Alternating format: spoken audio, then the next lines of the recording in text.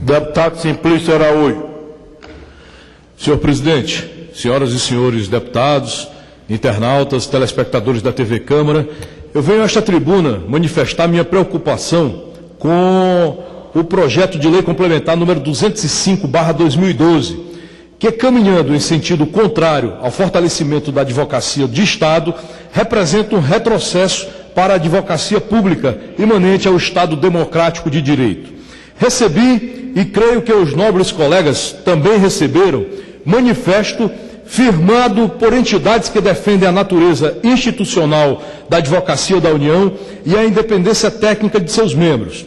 Em primeiro lugar, cabe ressaltar que, em harmonia com as competências que a Constituição atribui a cada órgão da advocacia pública, a eles incumbem fiscalizar a realização de políticas públicas definidas pelos agentes democraticamente eleitos, que é o seu compromisso democrático, e submeter aos atos dos gestores públicos aos limites estabelecidos pelo ordenamento jurídico, realizando, melhor dizendo, um controle de legalidade tanto prévio quanto sucessivo, e nisso reside o seu compromisso jurídico. O texto original da preposição, por sua vez, exibe inconstitucionalidades que vão de encontro a tais compromissos inerentes ao bom exercício da advocacia de Estado. Assim, manifesto minha contrariedade ao texto original da preposição e, para dar solidez a essa oposição, permito-me fazer algumas considerações sobre as referidas inconstitucionalidades, que se dividem em 3 pontos centrais. O primeiro ponto é o dispositivo que amplia o rol de integrantes da Advocacia Geral da União, criando a figura dos membros não efetivos. Ao quebrar a exclusividade exigida na carreira pelo artigo 131 da Constituição, admitindo não concursados nos quadros da AGU, o projeto afronta também o artigo 37, inciso 2º, que dispõe ser a investidura em cargo público dependente de aprovação em concurso público de provas ou de provas e títulos. O projeto de lei complementar em tela viola, por consequente, este princípio constitucional, uma vez que permite que detentores de cargos de natureza especial ou de cargos em comissão sejam considerados membros da AGU. Dessa forma, o projeto abre as portas à advocacia sem compromisso com o Estado, ao permitir que pessoas sem qualquer vínculo com a AGU exerçam funções típicas da advocacia pública. A segunda grave violação à Constituição torna-se visível quando o projeto prevê uma dupla vinculação hierárquica dos advogados públicos. O artigo 131 da Lei Maior dispõe que o advogado é indispensável à administração da justiça,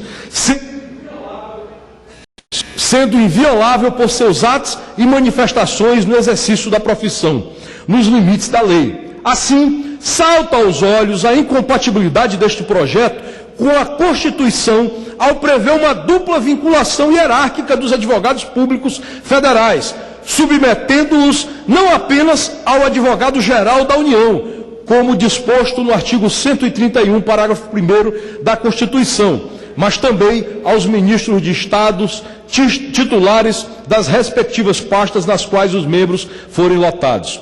O terceiro ponto reside na tipificação como infração funcional do parecer do advogado público que contrariar as ordens dos seus superiores hierárquicos.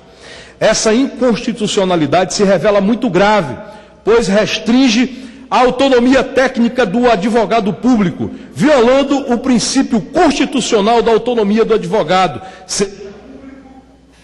ou privado. Além disso, essa limitação pode incentivar o advogado público a atuar contra o seu convencimento técnico para não sofrer punições. Portanto, senhor presidente, a existência de um ambiente de autonomia e estabilidade pressupõe um composto de capacidades institucionais e de garantias funcionais, sem as quais os advogados públicos seriam reduzidos à condição de reféns da política.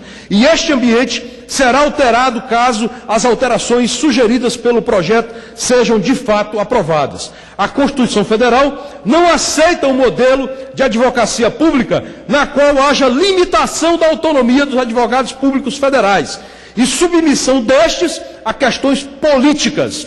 O que a Carta prevê é uma advocacia de Estado com as garantias necessárias para a realização imparcial de suas atribuições constitucionais e não uma advocacia de governo, sujeita às conveniências políticas daqueles que dirigem o país. Em conclusão, a advocacia pública deve ser uma instituição dotada de autonomia técnica e independência, para que possa desempenhar o relevante papel de compatibilizar programas de governo com os limites estabelecidos no ordenamento jurídico brasileiro.